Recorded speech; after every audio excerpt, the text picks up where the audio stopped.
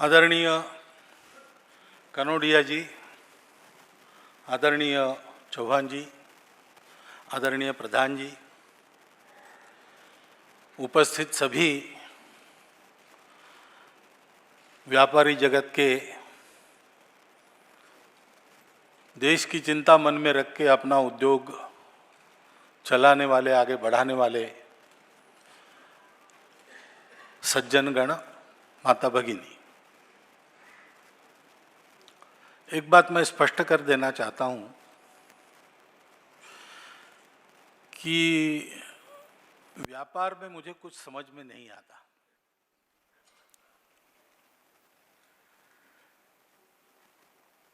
परंतु व्यापार, संपत्ति, समृद्धि, वैभव, ये सारी जो बातें हैं वो कहाँ होती है और कहाँ नहीं होती, इसके बारे में एक कहानी मैं जानता हूं, आप भी जानते होंगे, लेकिन आपके स्मरण के लिए मैं बताता हूं।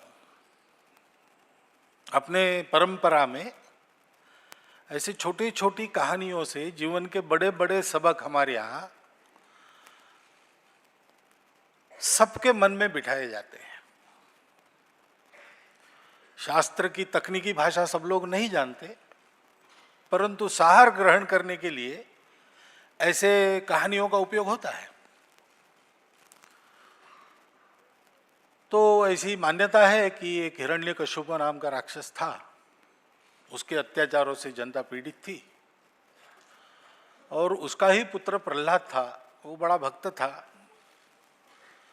उसकी भक्ति समाप्त करने के लिए, उसको ही समाप्त करने के अनेक प्रयास उस राक्षस ने किए। वो जिस भगवान की वो भक्ति करता था, उस भगवान की कृपा से असफल हो गए और अंततोगत्वा भगवान ने ही नृसिंह का रूप धारण करके उस राक्षस का वध किया। अब राक्षस और देवों की लड़ाई वो तो चलती आ रही थी, तो देव भी इस अवसर की प्रतीक्षा कर रहे थे। देवों का राजा इंद्र था, उसको लगा ये राक्षस ही काटा है अपने रास्ते में, ये मर जाएगा तो सारा राज्य अपने को मिल जाएगा। लेकिन भगवान ने उस समय वो राज्य हिरण्यकश्यप के पुत्र को ही दिया, प्रहलाद को ही दिया, और इंद्र हाथ मलते बैठ गया। अब ये दांव उल्टा पड़ा तो वो अपने गुरु के पास गया और कहा कि ये कैसे, तो उल्टा ही हो गया, उसी के वंश में राज्य रहा, तो अब क्या करूं? तो गुरु ने उसको कहा कि अभी कुछ मत करो, अभी कुछ करने का समय नहीं है, करोगे तो उल्टा ही पड़ेगा, रुको, समय की प्रतीक्षा करो, समय आने पर मैं बताऊंगा क्या करना। अब अपनी पुराणों की भाषा में वो कहते हैं कि 2000 साल 3000 साल हो गए प्रहलाद का राज्य चल रहा था। फिर इंद्र ने पूछा गुरु को कि क्या करना चाहिए, तो बोले लड़के काम नहीं होगा, वो प्रहलाद बड़ा सत्वशील है, वो दानी है, राज्य करता है तो ये मानता है कि प्रजा को जो चाहिए वो देना मेरा काम है, तो तुम याचक बनकर उसके दरबार में जाओ। तो बोले मैं राज्य मांग लूं तो दे देगा? तो बोले राज्य मत मांगना, उसका सत्व मांग लो। ठीक है, इंद्र अपना याचक का वेश धारण करके उसके दरबार में गया और प्रहलाद को उसने कहा कि मैं याचना लेके आया हूं, लेकिन पहले वचन दो कि मैं पूरा करूंगा। तो प्रहलाद ने कहा भाई मेरा तो व्रत है, तुम याचक बनकर आए हो, मैं जान रहा हूं तुम इंद्र हो और जरूर कुछ दांव तुम्हारे मन में है, लेकिन मेरा भी व्रत है देने का, तुमको वचन मांगने की जरूरत ही नहीं, ये मेरा व्रत ही है, तुम मांगो मैं दूंगा, कुछ भी मांग लो। तो इन्होंने कहा ठीक है, फिर तो आपका सत्व मुझे दे दो। तो प्रहलाद ने तुरंत जल से संकल्प करके अपना सत्व इंद्र को दे दिया और उसका सत्व एक पुरुष की आकृति में उसके शरीर के बाहर आकर इंद्र के शरीर में चला गया।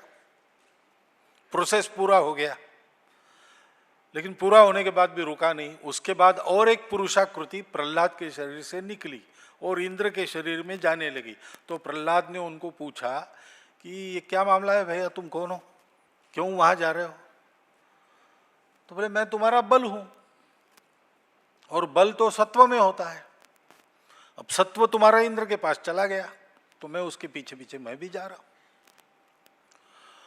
उसके पास और एक प्रकाशमान प्रकृति आकृति प्रहलाद के शरीर से निकली और वो जाने लगी इंद्र के पास। तो प्रहलाद ने पूछा कि अब आप कौन हो और आप क्यों जा रहे हो? तो बोले मैं तुम्हारा तेज हूं, जहां सत्व है जहां बल है वहीं पर तेजस्विता रहती है। अब ये दोनों इंद्र के पास चले गए तो मैं ही यहां रह के क्या करूं? मैं भी निकल गया, वो भी इंद्र के पास चला गया। उसके बाद एक महिला की आकृति प्रहलाद के शरीर से निकली। तो प्रहलाद ने पूछा माता जी आप कौन है, आप मेरे शरीर में क्या कर रही थी और वहां आप क्यों जा रही हो? तो बोले मैं तुम्हारी लक्ष्मी हूं, जहां सत्व बल और तेज है वहीं मैं रहती हूं। तो तुमने इसका त्याग कर दिया, इंद्र को दे दिया, वो वहां चले गए तो मैं उनके पीछे पीछे जा रही हूं। एक सत्व छोड़ दिया प्रहलाद ने, उसका सब कुछ चला गया, वैभव भी चला गया, लक्ष्मी भी चली गई। हमारा संबंध तो लक्ष्मी जी से है, लेकिन अभी आपने जो वर्णन किया कि हम ऐसे थे और कैसे हो गए और वैसा फिर होना है, तो हम ऐसे अगर थे तो ऐसे क्यों हुए, इसका अगर अध्ययन आप करते हो तो आपको ध्यान में आएगा कि 1000-1200 वर्ष हम आक्रमणों से लड़ते आ रहे हैं, और आक्रमण होता है, युद्ध चलते हैं, झगड़े होते हैं, हानि तो होती है। युद्ध का पर्पस क्या है, युद्ध करना चाहिए नहीं करना चाहिए ये बात अलग है, लेकिन वो होता है तो जनहानि धनहानि ये दोनों होती है। इसलिए दुनिया कहती है युद्ध मत करो, युद्ध मत करो, लेकिन हमारे यहां हुए। लेकिन लगभग 500-700 वर्ष इस्लाम आक्रमण के साथ लड़ता हुआ भी अपना देश दुनिया का वैभव संपन्न देश ही था।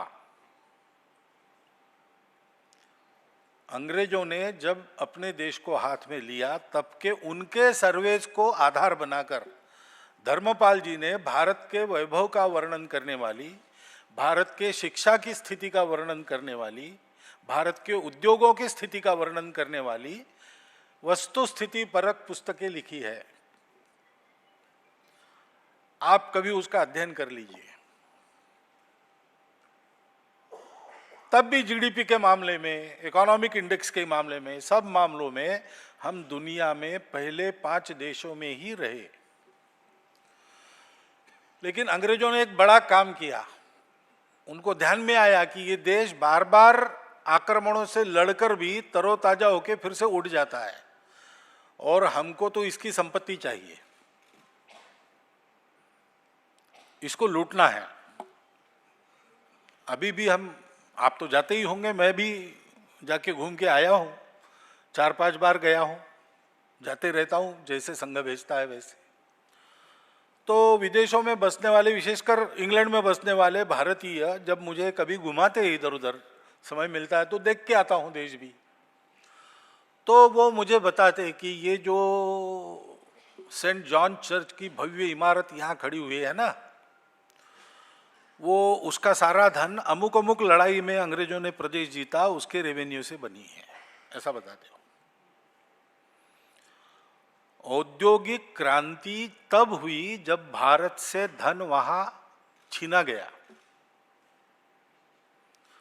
और ये हम करते रहे, हमको कोई विरोध ना हो, हमारे गुलाम बनकर ये लोग चलते रहे। इसलिए अंग्रेजों ने एक बड़ी महत्वपूर्ण बात की, हमारे सत्व का निषेध कर दिया पूरा। अब हम क्या है, हम किस प्रकृति पर खड़े हैं, हमारी संस्कृति क्या है, हमारा सत्व क्या है, हम लोग जानते नहीं। और जानना है तो भी हमको अधिकांश विदेशों के ग्रंथों को पढ़ना पड़ता है, हम अपने ग्रंथों को नहीं पढ़ते। उनकी बुद्धि से हम देखते हैं। आज भी भारत पीछे नहीं है। भारत की दृष्टि से अध्ययन किया जाए तो भारत दुनिया का आज भी, अभी भी सर्वप्रथम देश है।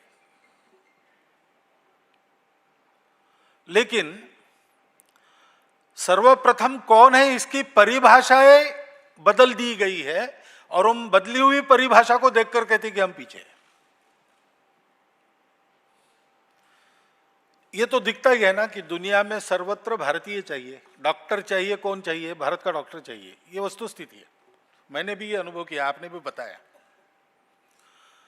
व्यापारी जगत का ये अनुभव मेरा नहीं, एक समिट हो गई, शायद दुबई में हुई, और अरब कंट्रीज को करार करने थे अपने औद्योगिक उन्नति के लिए। दुनिया भर के सब राष्ट्रों को बुलाया उन्होंने, भारत के भी लोग गए। अपने जो मंत्री गए थे उन्होंने मुझे बताया कि पहले दिन हम जब पहुंचे तो अरब देशों के प्रतिनिधियों ने मुझे कहा कि थोड़ा रात को एक 15-20 मिनट आपसे अकेले में मिलना है। तो मैंने उनको समय दिया, वो सब लोग आए उस समय, और उन्होंने कहा कि देखिए, इन लोगों के साथ हम व्यापार के करार करेंगे, लेकिन हम जानते हैं कि उनको निचोड़ने की ही नीयत रख के हमारे साथ करार करेंगे। तो हम करेंगे तो फिर हमको भी पता है, हम भी अपने दांव खेलेंगे, वो भी यही चलता रहेगा, और उसमें लाभ हमको बहुत ज़्यादा नहीं मिलता। भारत पर हमारा विश्वास है, आप करेंगे तो ईमानदारी से करेंगे, आपके साथ करार होगा तो हम आश्वस्त रहेंगे कि कोई उल्टा दाव पेच आप नहीं चलेंगे, उसमें कोई फाइन प्रिंट में कुछ नहीं है ऐसा लिखेंगे जिससे सारा दाना आपके ही आंचल में गिरेगा, हमारे पास कुछ नहीं रहेगा। इसलिए हम आप ही के साथ सारे करार करना चाहते हैं। आपके टेंडर्स थोड़े कम वैल्यू के आप रखो तो हमको स्वीकारने में आसानी हो जाएगी। अब भारत की जो स्थिति आंकड़े बताते हैं और हम वर्णन करते वो हो, लेकिन विश्वास किसके प्रति है? वो हमारे ही प्रति है। हम आज दुनिया के सबसे अमीर देश है ही, क्योंकि अमीरी की परिभाषा दुनिया करती है उस देश के लोगों के पास कितना पैसा है। हमारी परिभाषा क्या है अमीरी की? कितना पैसा आपने कमाया ये नहीं है, कितना पैसा आपने बांटा ये हमारी परिभाषा है। उसमें आज दुनिया का व्यापार नहीं चलता है। आप लोगों को भी जो करना पड़ता है उस टर्मिनोलॉजी के अनुसार करना पड़ता है, इसलिए आभास उत्पन्न होता है कि हम नहीं है। सबसे पहली बात हमको जो छोड़ देनी है विचार से, हम नहीं है ये कहना बंद करो। वस्तुस्थिति ये है कि हम ही है, हम ही है। क्योंकि ये सारे जो दुनिया के व्यापार चल रहे हैं, यानी कॉमर्स के नाते भी व्यापार चल रहे हैं, वैज्ञानिक अनुसंधान चल रहे हैं, नई नई तकनीकियां आ रही है, दुनिया इसको ला नहीं रही है, दुनिया इसमें फंस गई है। दुनिया इसमें फंस गई है। इसको साथ रखना और इसमें न फंसते हुए इसके मालिक बनकर इसको चलाना, ये दुनिया के पास नहीं है। देखिए, जीवन कैसा है, मेरी जो आवश्यकता है उसके अनुसार मैं सब बातों का उपयोग करके अपना जीवन बनाता हूं, यही होना चाहिए। मैं मनुष्य हूं तो दुनिया का सर्वश्रेष्ठ प्राणी हूं, दुनिया का संचालन मैं करूंगा। आज ऐसा नहीं हो रहा है, दुनिया मनुष्यों का संचालन कर रही है।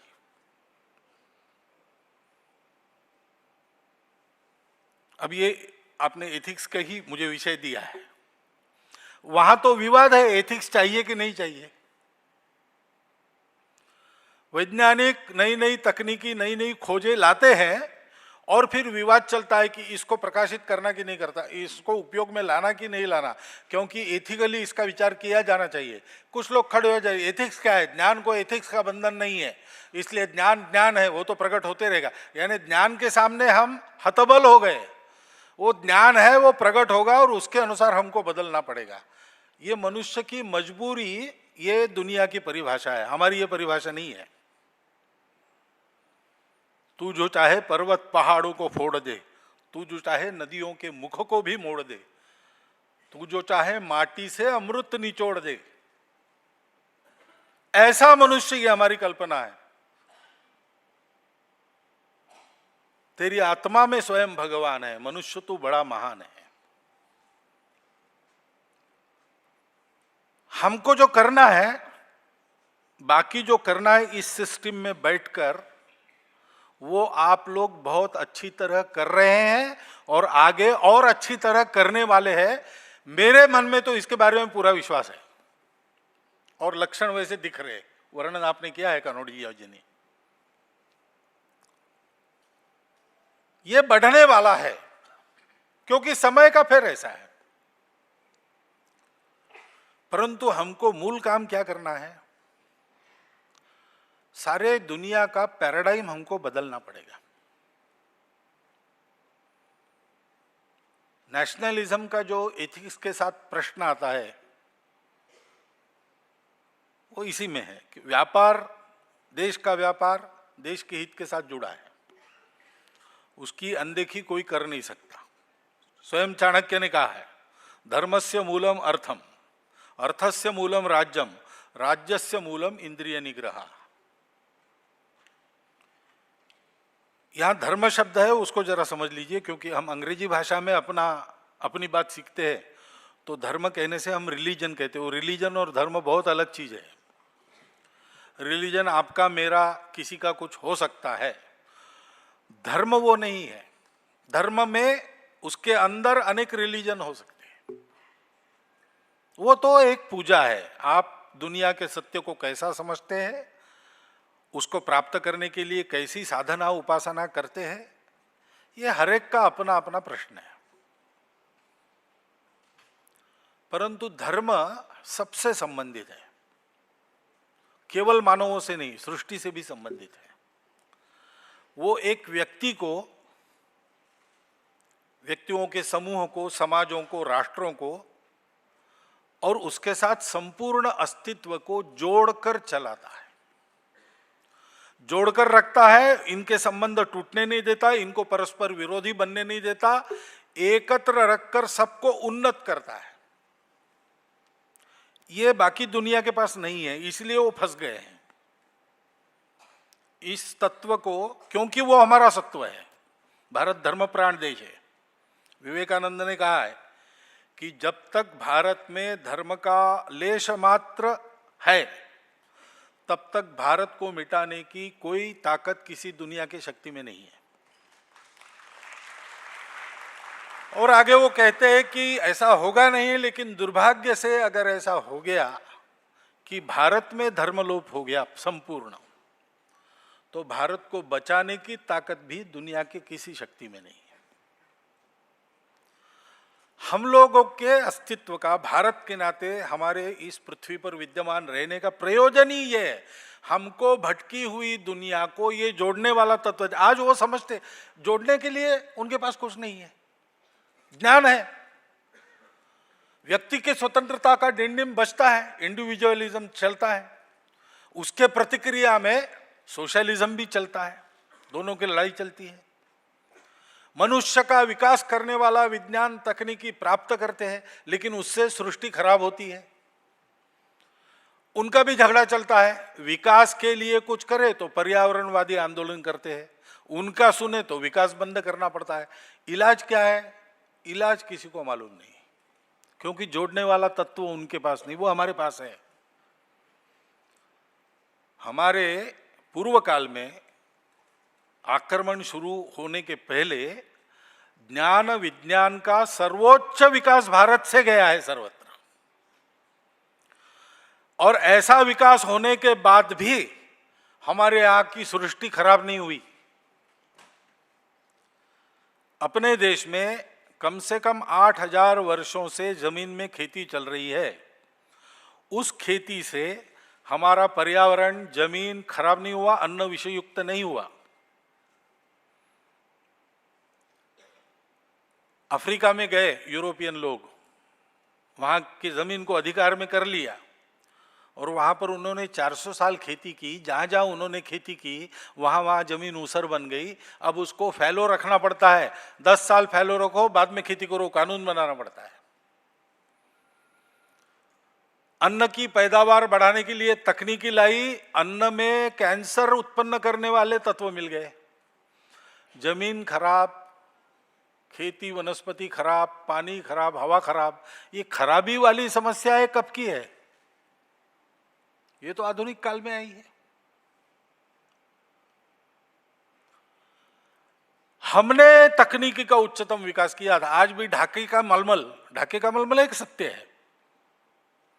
उसका जो धागा बनता था, वो धागा आज के कंप्यूटर युक्त मशीन भी नहीं बना सकते। आज भी सत्य है। झारखंड के देहातों से 4 वनवासियों को नागपुर में लाया और वहां के टेक्निकल इंस्टीट्यूट में उन्होंने फौलाद बना के दिखाया, स्टेनलेस स्टील। उस पैरामीटर का स्टेनलेस स्टील आज दुनिया के किसी मशीन से नहीं बनता, किसी भट्टी में नहीं बनता। और उसके पास जाने वाला स्टील बनाने के लिए बड़े बड़े कारखाने बनाने पड़ते हैं, जमीन अक्वायर करनी पड़ती है, वो फैक्ट्री बनती है तो पोल्यूशन होता है और जमीन का भी खनिज का शोषण होता है, ये सारा होता है। इनकी भट्टी है, 8 लोग अपने हाथ से उठाकर, जिसको लोहा चाहिए, स्टील चाहिए, उसके आंगन में ले जा सकते हैं। रोजगार ज्यादा देती है, कम ऊर्जा खाती है और अच्छा स्टील उत्पन्न करती है। ये टेक्नोलॉजी हमने दी है दुनिया को। ऐसे हम थे, हमने अपने सत्व को छोड़ दिया और हम गिरते चले गए। आज उस सत्व का भान हम में जग रहा है। पहले स्वाभिमान जगा है कि हम भारत है, दुनिया में हमको कुछ कर दिखाना है। ये उमंग आज नई पीढ़ी में तो है ही है, सर्वत्र है, सब क्षेत्रों में। हम काम न करें तो भी वो है। हम ये दावा नहीं करते कि हमारा किया कराया है। हम इतना जरूर कहते हैं कि इन भावनाओं को चैनलाइज करना, दिशा देना, प्रोत्साहन देना, ये काम हम कर रहे हैं और करेंगे। उसी के लिए हमारा काम है। परंतु ये करना है तो पहले हमको ये देखना पड़ेगा कि हम क्या है, क्योंकि नए एथिक्स की जरूरत है, नए पैराडाइम की जरूरत है। तो हमारे यहां यह कहा गया है, धर्मस्य मूलम अर्थम। मनुष्य धर्म का आचरण तब कर सकता है जब वो स्वयं सुख में है, स्वावलंबी है। भूखे भजन न होए गोपाला, सीधी बात है। विवेकानंद ने भी कहा कि अरे भाई, वो बाद में आपका अध्यात्म को बाद में सिखाओ, पहले उसके पेट में अन्न डालो, पहले उसके दिमाग में विद्या दो, अज्ञान और दारिद्र्य को दूर करो। पहले तैयार हो जाएंगे तब अध्यात्म सिखाना। उनको जिएंगे कि मरेंगे ये समस्या पड़ी है और आप उनको भगवान बता रहे हैं। तो जीवन सुखपूर्ण है तभी अध्यात्म फलता फूलता है। यही हुआ हमारे देश में। अध्यात्म का इतना चरम उत्कर्ष जो हुआ है, पूर्ण सत्य हमने पा लिया। क्यों पा लिया? क्योंकि हम सुरक्षित थे। उस जमाने में ये सुजल सुफल मलय शीतल भूमि जो उस समय खंडित नहीं थी, अखंड थी। अफगानिस्तान के पश्चिम से बर्मा के पूर्व तक और तिब्बत के चीन की तरफ ढलान से श्रीलंका के दक्षिण तक, ये सारा देश, खाने पीने की कोई ददात किसी को नहीं थी। कोई बाहर से आता ही नहीं था तो लड़ने की भी जरूरत नहीं थी। आ ही जाए कोई, हम कहते थे कि तुम भी बच जाओ भैया, इतने सारे लोग खा रहे, तुम भी खाओ। तुम्हारी भाषा अलग है तो हमारी पहले से ज्यादा है। तुमने इतनी भाषा कभी देखी नहीं, उतनी हमारे देश में पहले से। देवी देवता पहले से 33 करोड़ नए नए आते रहते हैं। इस विविधता से हमको कोई, उसका तो हम स्वीकार करते हैं भैया, उसका उत्सव बनाते हैं।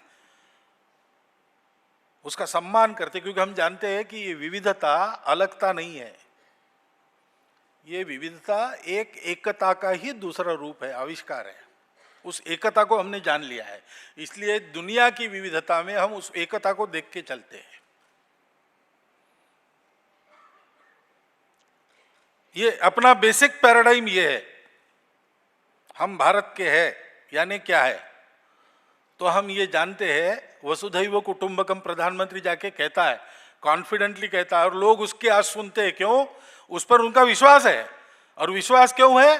क्योंकि इस भूमि ने हमको सिखाया है कि सारी दुनिया, सारा अस्तित्व, केवल दुनिया नहीं, एग्जिस्टेंस, यूनिवर्स, वो एक ही सत्य का विविध रंग में आविष्कार है। और इसलिए हमारी सारी बातें संबंधों पर चलती है। अभी जो स्थापित पैराडाइम है वो क्या है? Survival of the fittest, struggle for existence. Fragmentary approach है, सब बातों को अलग करके देखना, छोटे छोटे टुकड़े करके देखना, उन टुकड़ों को भी टुकड़े करना, अंत में बताना कि सब अलग अलग है, सब जड़ है, सब कणरूप है, और इसलिए आपस में कोई संबंध नहीं, ये तो संयोग है, सारा विश्व ऐसे बना, ये एक संयोग है। तो इसमें तो सर्वाइवल के लिए फिटेस्ट जीतेगा।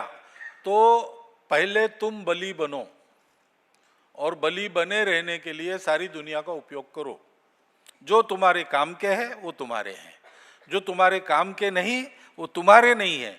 उनको रखना कि नहीं रखना है तुम तय करो, बलि बन के। उनका कुछ उपयोग कर सकते हो रखो, नहीं तो छोड़ो। और जीवन में उपभोग करना है, आखिर जीवन जीना है, सुख में जीना है। सुख यही जीवन का लक्ष्य है, और सुख आम दृष्टि में बाहर ही मिलता है, अंदर मिलता नहीं है।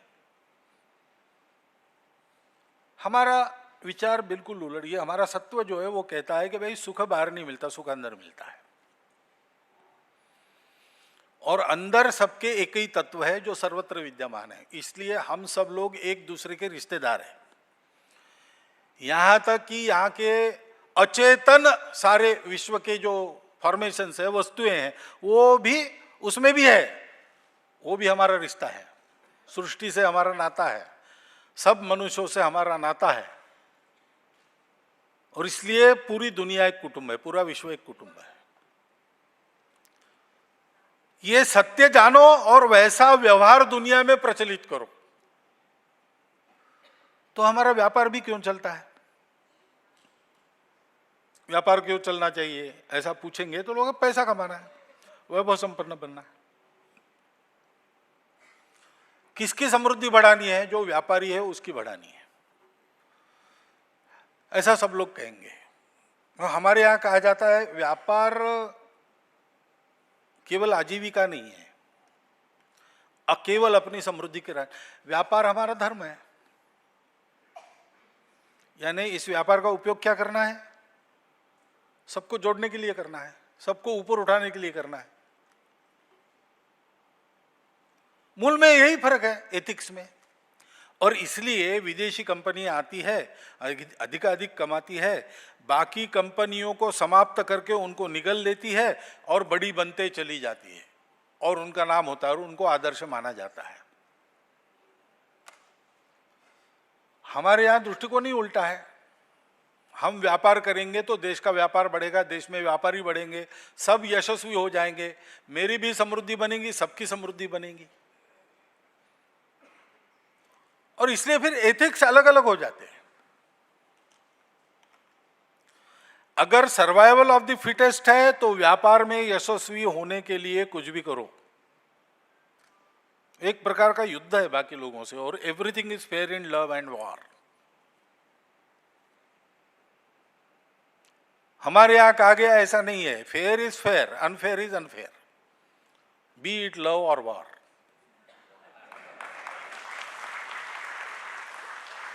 नीति से ही चलना पड़ेगा, धर्म से ही चलना पड़ेगा।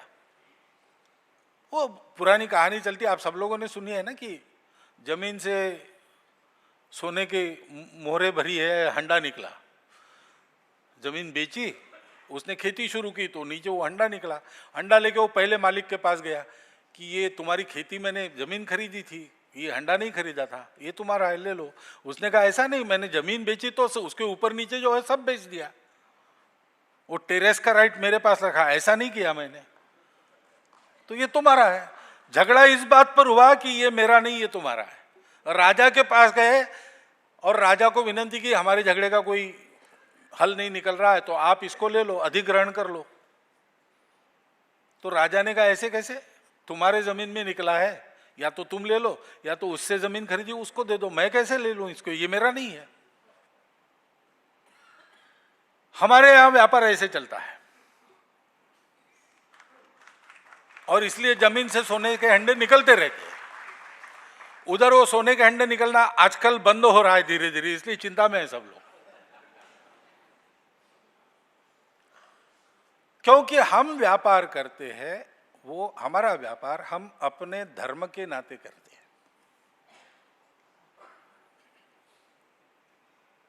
हमारे यहां देखते हैं, आप भी देखते हैं, शायद होता भी होगा आपके यहां घर में, कि नई पीढ़ी सोचती है कि हम क्या करेंगे, नौकरी नहीं करेंगे भैया, हम तो व्यापार करेंगे। अरे क्यों करेंगे, इतने सारे लोग करने लगेंगे तो कंपटीशन बढ़ेगा, कुछ लोग नौकरी में, ऐसा नहीं होता है। सामान्यतः परंपरा चलती है, क्योंकि हमारे यहाँ आजीविका की प्रत्येक खेती किसान करता है। क्यों करता है, अपना खेत चलाने के लिए नहीं, दुनिया को खिलाने के लिए खेती करता है। पुरानी पीढ़ियों के व्यापारी लोग आपको पता है, तो कमाते खूब थे, लेकिन कमाई वाले दिखते नहीं थे। मेरे बचपन की कहानी है, मैं अपने माताजी के साथ बैंक में गया था, मैं स्कूल में पढ़ता था, मेरा बैंक से कोई काम नहीं था, माताजी को कुछ काम था, गए, थोड़ा समय था 5 मिनट, तो हम बैठ गए वहां। तो एक आया, बिल्कुल गंवार दिखने वाला व्यक्ति, घुटने तक की धोती, मैली वो बंडी पहनते, वो बंडी, बीड़ी के पैकेट, बीड़ी पी रहा है, और आ गया और वो काउंटर पर गया और उसने कहा पैसा डालना है। तो वो क्लर्क ने पूछा पढ़ना लिखना आता है, अकाउंट है, तो बोले अकाउंट है, पासबुक भी है। पासबुक दिया उसने, पासबुक देख के वो चकरा गया, उसमें लाखों की मालमत्ता थी उसकी बैंक में। तो उसने कहा अच्छा कितना डालना है, तो बोले एक, उस समय यानी ये 60s की बात है, उसने कहा कि 10 लाख रुपया डालना है। तो कहाँ है, तो जेब से निकाले बंडल, देने लगा एक के बाद एक। और बहुत बड़े फेमस साहूकार थे वो हमारे शहर के, बालाजी साहूकार। बालाजी साहूकार इतना कमाते थे और खुद एक देहात के व्यक्ति के जैसा रहते थे, वो कंजड़ नहीं थे। उन्होंने कई धर्मशालाएं बनवाई, कई स्कूलों को डोनेशन दिया, कई मंदिर बनवाए, दिखते ऐसे थे, सादगी से रहते थे, खाने पीने को घर में भरपूर था, एक बड़ा सा महलनुमा वाड़ा था उनका, ये सब था। लेकिन जो धन मिला है वो धन मेरे अकेले का नहीं है, वो पूरे समाज के लिए काम आना है। CSR की बात हम करते हैं, ये CSR हमारे यहाँ के CSR शब्द नहीं था, लेकिन हमारे यहाँ तो पहले से ऐसा है, हर घर में ऐसा है, जो व्यापारी नहीं उसके भी घर में ऐसा है। सामने भिखारी आता है मांगने वाला, तो उसको खाली हाथ नहीं भेजना है, कुछ तो देना है, 1 पैसा देना है, मुट्ठी भर चावल उसके झोली में डालना है। और डालना किसने है, घर के बच्चे ने डालना है। उसको बचपन में पता चले कि हमारे घर में जो भरा है वो केवल हमारे घर के लिए नहीं है, बाहर से ऐसा कोई आता है उसके लिए भी है, उसको देना ही देना है। क्योंकि हमारी दृष्टि ऐसी है, ये व्यापार हमारा धर्म है, धर्म है इसलिए वो कर्तव्य भी, धर्म का एक अर्थ कर्तव्य भी होता है, धर्म का अर्थ स्वभाव भी होता है। तो मेरा कर्तव्य है, जतन से धन कमाना है, कुशलता पूर्वक कमाना है, अधिक से अधिक कमाना है, बटोरने में 2 हाथ कम पड़ जाएंगे इतना कमाना है, लेकिन 100 हाथों से उसका दान भी करना है समाज के लिए। स्वयं गरीब रहना है कि स्वयं गरीब नहीं रहना है। हमारी जो कमाई है उसको हमने बांटा 3-4 खातों में, पहली बात है आवश्यकताएं। रोटी, कपड़ा, मकान, स्वास्थ्य, शिक्षा, अतिथि सत्कार, इसमें कोई अभाव नहीं रहना चाहिए। जो हम कमाएंगे उसमें से इतना लेने का हमारा अधिकार है। हम व्यापारी बनते हैं, बड़े व्यापार करने लगते हैं तो समाज में एक स्थान बनता है, उस स्थान के अनुसार हमको रहना पड़ता है। बालाजी सावकार ऐसे रहते तो वो जमाना गया, आज हम ऐसे रहेंगे तो चलेगा नहीं। हमको कुछ वेश पहनना पड़ेगा, कुछ घर बनाना पड़ेगा, हमारी एक पोजीशन रहती है। उस आवश्यकता के साथ कुछ सुविधा भी आवश्यक हो जाती है। आज व्यापार करना है तो आपके घर इंटरनेट चाहिए, वो सुविधा आप ले नहीं सकते, धना के अभाव में तो आप कर नहीं सकते, ऐसी सुविधाएं लगेगी। ऐसे भवन बनाने पड़ेंगे, सामूहिक भवन बनाने पड़ेंगे, उसमें डोनेशन देना पड़ेगा। इस सब के लिए धन अपने कमाई से लेना ये आपका अधिकार है। लेकिन लग्जरी ये अधिकार नहीं है। लग्जरी आ पड़ती है तब उसको फेस करना, उसमें से निकलना। सबके जीवन में ऐसा होता है, आपके जीवन में तो होता ही होगा। हम लोग संघ के प्रचारक हैं, सब कुछ छोड़ चुके हैं, लेकिन अब संघ इतना बड़ा हो गया, मैं सरसंघ चालक हो गया हूं, तो कहीं भी जाता हूं मेरे लिए अलग कमरा रखते हैं, सेल्फ कंटेन्ड कमरा रखते हैं। उसमें मैं जाता हूं तो पहले से वहां एक रेजर तैयार है दाढ़ी बनाने के लिए, टूथब्रश, टूथपेस्ट मेरे पास मेरा है, लेकिन वो रखते हैं वहां, टॉवेल रखते हैं। अब मैंने इसकी कल्पना नहीं की थी, मैं इसके पहले जिला प्रचारक था, नगर प्रचारक था, सब था, तो सब अपने को करना पड़ता था। कपड़े धोने लगता हूं तो कोई आता है, नहीं आप मत धोइए, वो रख दीजिए। अब ये आ पड़ता है तो उसमें से जाना पड़ता है। पहले हम घूमते थे, मुंबई में भी घूमा हूं मैं, कोई देखता भी नहीं था। आज आगे पीछे इतनी गाड़ियां चलती है, अब वो टाल नहीं सकते, वो आ पड़ा है, क्या करेंगे, उसमें से जाना पड़ेगा। लेकिन उसका स्पर्श बिना हो, मेरे दिमाग में वो नहीं जाना चाहिए। कल अगर सरकार इनकी सिक्योरिटी निकालो तो मैं एप्लीकेशन नहीं करूंगा कि वो नहीं, वो थोड़ा एक लाल बत्ती तो दे दो कम से कम, ये नहीं करूंगा मैं। वो एक प्रतिष्ठा है, वो आती है जाती है, लग्जरीज आती है जाती है, उसमें से निकलना है सही सलामत, अपने को अपने आप को सलामत रखते हुए। सारे धन का बाकी उपयोग समाज के लिए करना, ये तो हमारी परंपरा है, सीएसआर तो आज आया है। 2% कितना है, 2% है ना, 2% क्या चीज है भाई। भामाशाह ने तो सब कुछ राणा प्रताप को दे दिया, तब कहां कानून था 2% वाला। कितने लोगों ने, चिदम्बरम पिल्ले ने अपनी सारी संपत्ति लगा दी स्वदेशी उद्योग खड़ा करने के लिए, जब तो हो गई आगे चल के अंग्रेजों के षड्यंत्रों के कारण, गरीबी के हालत में मरे। ठीक है ना श्रीवास साहब, दिस इज राइट, ऐसा हुआ है। जमशेदजी टाटा ने सारा खड़ा किया, क्यों खड़ा किया, इसलिए नहीं खड़ा किया कि उनको कमाना था, उन्होंने अच्छा ताला बनाया, लेकिन वो भारतीय थे, इसलिए उसको पीछे रख के अंग्रेजों की तिजोरियां बिकने लगी, तो उन्होंने कहा कि इनके कंपटीशन में मेरे देश का पोलाद उद्योग मैं खड़ा करूंगा, इसलिए जमशेदपुर बना है। हमारा व्यापारी व्यापार क्यों करता है, वो उसका धर्म है, तो व्यापार करना ही है। अपने घर के नई पीढ़ियों को अधिक अच्छा व्यापार करने के लिए तैयार करके व्यापार में ही डालना है, ये परंपरा चलनी चाहिए। दूसरी बात है, ये व्यापार केवल मेरे लिए नहीं है, ये मेरे देश के लिए है, और मेरा देश विश्व के लिए जीता है। भारत का व्यापार समृद्ध होगा, विश्व का व्यापार समृद्ध होगा।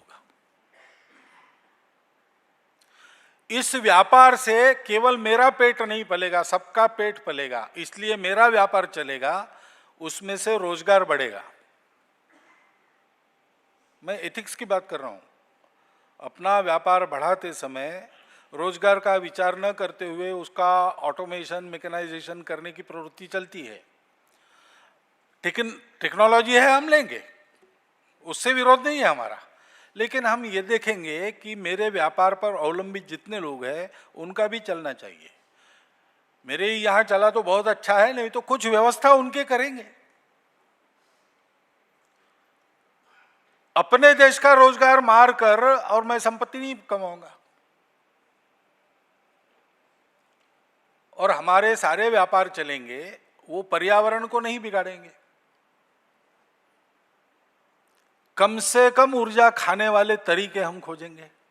टेक्नोलॉजी की एक ही दिशा थोड़ी होती है, टेक्नोलॉजी अनेक प्रकार की हो सकती है।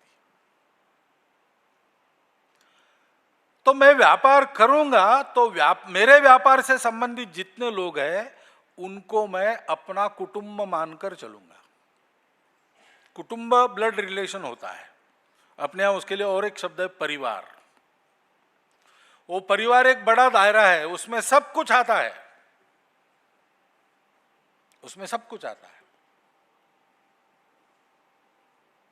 इसी से प्रगति होती है। जापान एक समय दुनिया के बाजारों का राजा था, उस समय उसका अध्ययन किया गया और एक पुस्तक लिखी गई, आप सबने पढ़ी होगी, मेरे से ज्यादा आपने अच्छी पढ़ी होगी, द इनक्रेडिबल जापानीज।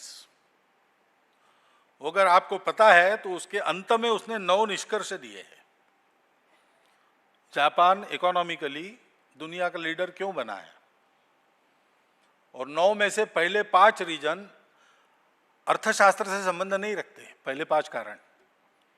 पहला उन्होंने कहा है कि जापान इसलिए प्रगत हुआ क्योंकि जापान के लोग देशभक्त हैं। दूसरा उन्होंने कहा जापान इसलिए प्रगत हुआ कि जापान के लोग अपने पूरे उद्योग में सबको परिवार मानकर चलते हैं, फैमिली कंसेप्ट रहता है।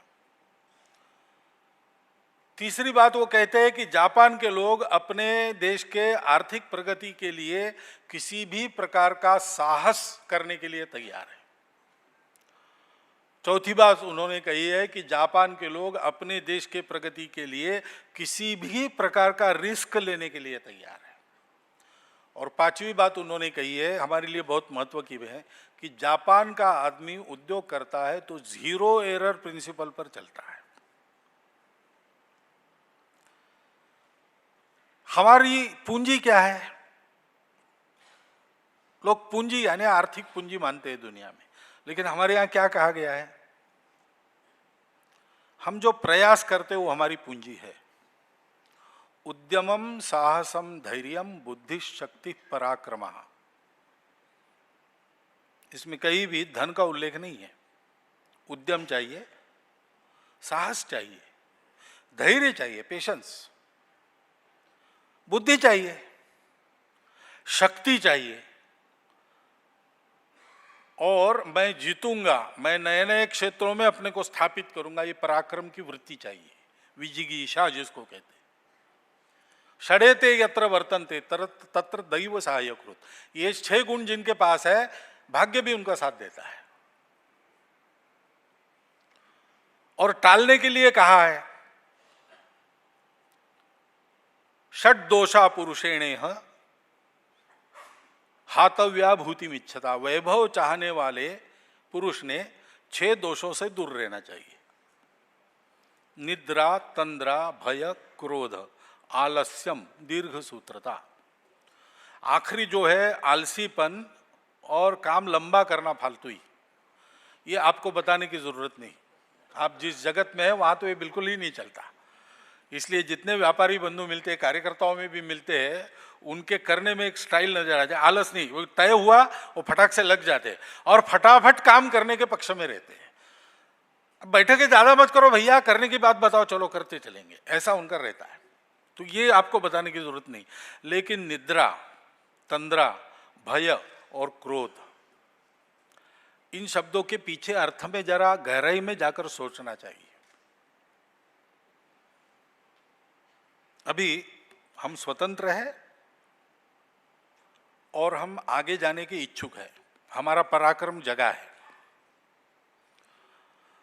लेकिन ये तंद्रा सब बातों को बिगाड़ती है। तंद्रा क्या है? एक धुन लग जाती है। धुन लगना अच्छा होता है, लेकिन धुन ठीक प्रकार की लगे तो अच्छा होता है। नागपुर से वर्धा 80 किलोमीटर है। हमारे एक मित्र ने सोचा, सही यानी किस्सा नहीं है, घटी हुई घटना है, कि साइकिल से जाएंगे गर्मी के दिनों में। तो निकले साइकिल चलाते चलाते, 12 बजे तक 1/3 अंतर उन्होंने किया साइकिल से, और फिर रुक गए, धूप तेज हो गई, नागपुर की धूप। तो अब 4 बजे तक भोजन आराम, उसके बाद आगे बढ़ेंगे। ऐसा सोच के एक पेड़ के नीचे रास्ते के किनारे साइकिल स्टैंड पर रख दी, साथ में भोजन लाया था वो कर लिया, पानी वानी पी लिया, और उसकी छांव में आराम से एक दरी बिछाकर सो गए। 3:30-4 बजे उठे, थर्मस में चाय थी वो ले ली, साइकिल स्टैंड से निकाली और चलना प्रारंभ किया, तंद्रा में, धुन में, जाना है जाना है जाना है। चलाते चलाते फिर से नागपुर का एरोड्रम दिखने लगा, तब उनके ध्यान में आया कि वो दिशा बदल गई।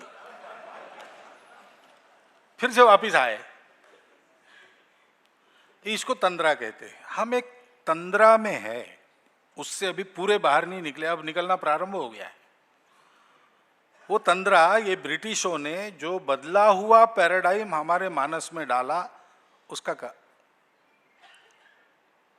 उन्होंने हमारे मन को ऐसा बना दिया कि हम अपने सत्व को भूल गए, और विदेशों की आंखों से दुनिया जैसे दिखती है उसके आधार पर उन्होंने जो बनाया है, सारा का सारा प्रमाण मानकर चलते गए। उसमें अच्छी बातें हैं, लेने लायक बातें हैं, करने लायक बातें हैं, वो पूरा का पूरा कूड़ेदान में डालने लायक नहीं है। बहुत सी बात, क्योंकि हमारा दुनिया को सोचना और उसके आधार पर बातें सारी खड़े करना का जो उद्योग है, वो 1200-1500 वर्ष पहले बंद हो गया। उसके बाद समय बदला, उसके अनुसार हमने सोचा नहीं है, वो सोचते चले आए हैं। तो उनके पास बहुत सी बातें लेने लायक मिलेगी, लेकिन कुछ बातें ऐसी मिलेगी जिसको हमको छोड़ ही देना चाहिए। इसका विचार करते हुए उस तंद्रा के बाहर आकर अपने सत्व के आधार पर आज के देशकाल परिस्थिति में हमको क्या क्या करना चाहिए, कैसा करना चाहिए, उसके तरीके खड़े करने होंगे। जो चलता आया है उसी दिशा में हम बढ़ेंगे, नहीं चलेगा। व्यापार में भी ऐसा करना पड़ेगा, व्यापार में भी ऐसा करना पड़ेगा। और इसलिए उस तंद्रा से बाहर आना चाहिए। निद्रा से तो हम बाहर आ गए। हम भारत है, भारत को बड़ा बनाना है। पहले हम सोचते थे हम भारत है भैया, हम क्या बड़े बनेंगे, ऐसा सोचते थे। उससे अब हम लगभग पूर्णता बाहर आ गए। कुछ लोग हैं अभी भी ऐसा बताने का प्रयास करते कि ये हमसे होने वाले काम नहीं है, लेकिन अधिकांश हम सब लोग, विशेषकर हमारी तरुण पीढ़ी तो मानती है कि हम नहीं कर सकते ऐसा कोई काम नहीं। लेकिन तंद्रा से बाहर आना पड़ेगा, भय को दूर रखना पड़ेगा। अब अंतर्राष्ट्रीय दुनिया निकट आ गई है, देशों से संबंध बनेंगे, देशों से व्यापार चलेंगे। तो व्यापार चलेंगे तो संपर्क आएंगे, तो कुछ इधर भी आएगा, कुछ इधर का उधर भी जाएगा। कुछ इधर आएगा तो क्या करना, इससे डरना नहीं। एक जमाने में हम डर गए, क्यों डरे पता नहीं, वहां के गलत संस्कार हमारे यहाँ आएंगी, इसको डरे क्या, कि वहां की नई नई बीमारियां हमारे यहाँ आएगी, इसको डरे क्या पता नहीं। लेकिन हमने ये नियम कर दिया कि सागर पार कोई जाएगा नहीं, समुद्र बंदी। विचित्र बात है, पास आने वाली दुनिया में हम अपने घर के बाहर घूमेंगे नहीं तो हम कैसे अपने घर को ठीक रख सकेंगे। लेकिन विवेकानंद भी जाकर आए, उन्होंने आकर उस समय के प्रथा को मान देके अपनी शुद्धि वगैरह भी कर ली। फिर भी दक्षिणेश्वर के मंदिर में विदेश से आने के बाद विवेकानंद को मरते दम तक प्रवेश नहीं मिला। रामकृष्ण परमहंस का सपना साकार करने वाले पट्ट शिष्य, वहां की जगत धात्री काली माता का सम्मान सारे जग में बड़ा बनाने वाले अद्वितीय आध्यात्मिक योद्धा, लेकिन उनको प्रवेश नहीं मिला। अभी अभी वहाँ चीफ मिनिस्टर को, ममता जी को बुलाया गया, तो उन्होंने ये कहा कि आपके मंदिर में विवेकानंद को प्रवेश नहीं मिला, इसलिए मैं नहीं आती हूँ। तो वहां पर विवेकानंद की एक मूर्ति बनाई गई। अब ये क्या है, ये भय है। डरने की बात नहीं भैया, डरना क्या है। चीन प्रगति कर रहा है, चीन में डर नहीं है। डॉक्टर मुरली मनोहर जोशी गए थे वहां, तो किसी कार्यक्रम के लिए गए, उसके बाद उनको कुछ दिखाना, अपने देश का कुछ बड़ा वैभव दिखाना जिससे वो प्रभावित हो।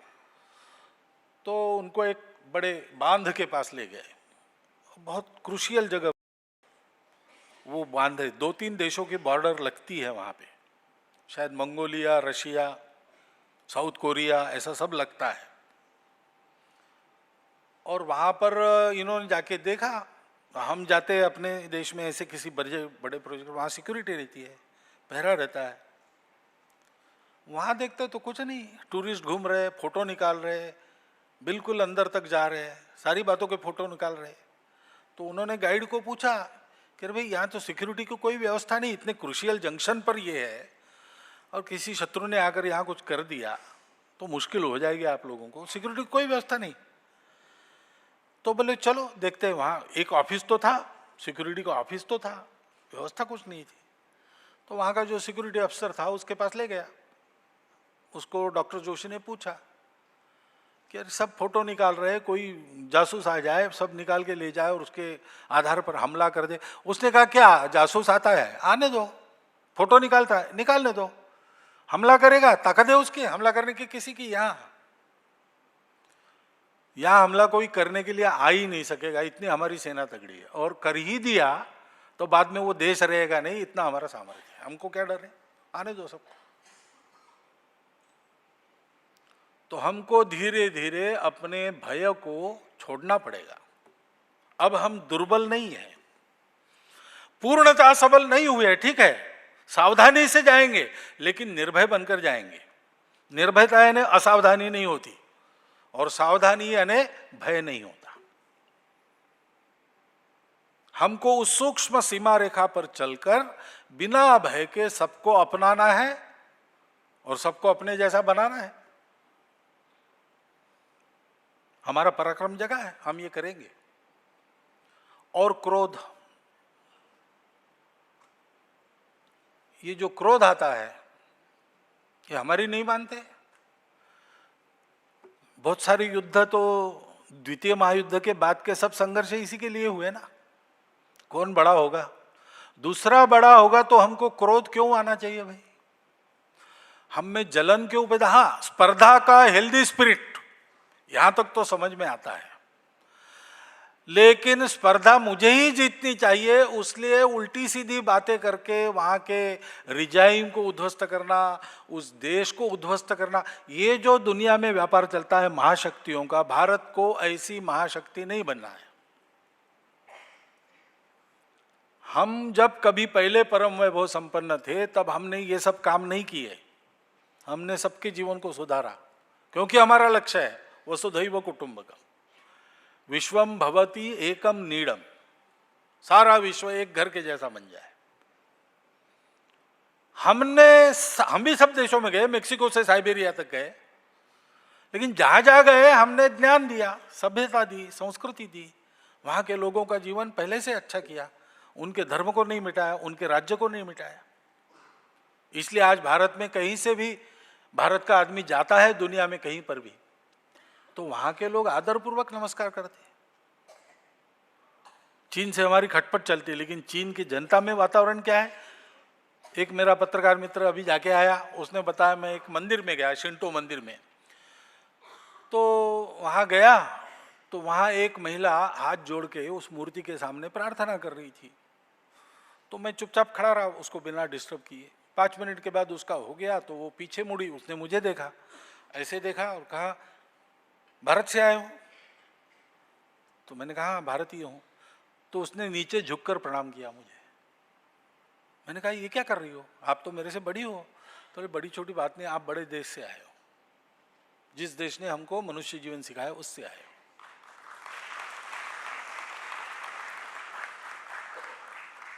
इसलिए निद्रा, तंद्रा, भय, क्रोध, इनको छोड़ के हमको चलना, ये अभी से उत्पन्न करना पड़ेगा, तब आगे चल के झलकेगा हमारे सब करने। ऐसा हमको आगे जाना है और संपूर्ण विश्व को समृद्ध करने वाला वैभव संपन्न भारत खड़ा करने के लिए हमारा व्यापार है। इसलिए एक तो व्यापार हमको प्रोफेशन के नाते केवल नहीं करना चाहिए, प्रोफेशनली करना चाहिए, लेकिन धर्म के नाते करना चाहिए। हमारे व्यापार से रोजगार बढ़ना चाहिए, हमारा सब काम उत्कृष्ट ही होना चाहिए। एक्सलेंस सीखना है तो सारी दुनिया को यहां आना पड़ेगा। यह स्थिति हमको उत्पन्न करनी है अपने कर्तृत्व से। ज्ञान की पूर्ण आराधना करनी है, ज्ञान की मर्यादा को भी जानना है, विवेक को भी साथ में रखना है, और उत्कृष्टता के आधार पर सारी दुनिया का नेतृत्व हमको करना है। हम कर रहे हैं अनेक क्षेत्रों में, व्यापार में भी करना है, कर ही रहे। वैसे भी भारत के व्यापारी की साख दुनिया के सब देशों में, भारत में रहने वाले केवल भारत की नहीं, वहां बसकर वहां अपना काम धंधा करने वाले लोगों की भी साख सबसे ज्यादा वहां पर है। इस साख के साथ उत्कृष्टता का वर्ण हम करें, हम आगे बढ़ेंगे, सारी दुनिया को आगे बढ़ाएंगे। और आखिरी बात कि इस अपने व्यापारी जगत को आगे बढ़ाते समय हमको अपनी दृष्टि को स्थापित करना है। व्यापार एक अलग विश्व है बाकी दुनिया के लिए, इंडस्ट्री एक अलग विश्व है, एग्रीकल्चर एक अलग सेक्टर है। हमारे यहां ऐसा विचार नहीं है, ये सब इंटर रिलेटेड है। हम बोलते समय कभी कभी ऐसा बोल जाते हैं, भारत कृषि प्रधान देश है, कृषि की उन्नति के बिना। अरे भाई, केवल कृषि की उन्नति से नहीं, कृषि की उन्नति तो होनी पड़ेगी, लेकिन कृषि के साथ उद्योग बढ़ेंगे तब कृषि भी बढ़ेगी। और व्यापार नहीं बढ़ेगा तो उद्योगों को बढ़ने का प्रोत्साहन ही नहीं मिलेगा। जो हमारे यहां उत्पादन होगा वो बाहर जाना पड़ेगा। व्यापार बढ़ेगा तो उत्पादन का महत्व है, नहीं तो उत्पादन किस लिए करना है? घर का खाने के लिए, घर को खाने के लिए इतना सा बस हो जाता है। ज्यादा होता है उसका विनियोग क्या है? दान में है और व्यापार में है। और इसलिए एक समग्र दृष्टि लेकर व्यापारी जगत में व्यापार के नए प्रतिमान हमको अपने उदाहरण से स्थापित करने पड़ेंगे।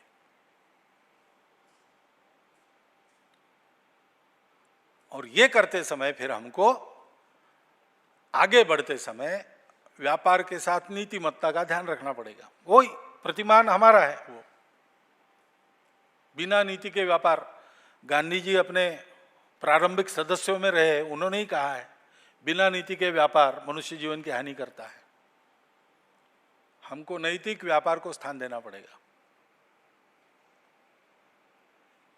सामान्यतः जो भी एथिक्स हम तैयार करेंगे उसमें इन 5 बातों को ध्यान में रखकर हमको चलना पड़ेगा। जैसा मैंने कहा, मैं तज्ञ नहीं हूं, इसलिए इसकी डिटेल्स आपको अपने अनुभव से वर्कआउट करनी पड़ेगी। मैं तो केवल अपने विचार के आधार पर दिशा क्या है उसके बारे में लोगों का सुनकर, उदाहरण देखकर और पढ़कर कुछ जो मेरे समझ में आता है वो आपके सामने रखता हूं। ये आपके चिंतन के लिए है, ये डिक्टेट नहीं है। डिक्टेट मैं दे भी नहीं सकता।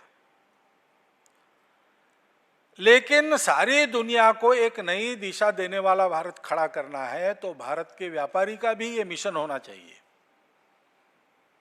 उद्योजक का भी ये मिशन होना चाहिए, भारत के कृषक का भी ये मिशन होना चाहिए।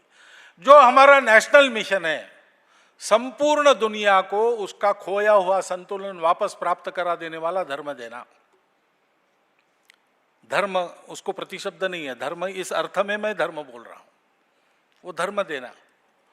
ये मिशन अपने देश में प्रत्येक व्यक्ति के अपने जीवन का मिशन हो जाए, हमारे व्यापारियों का भी ये मिशन हो और मिशन के तहत वो व्यापार हो, तो फिर वो व्यापार धर्म बनता है।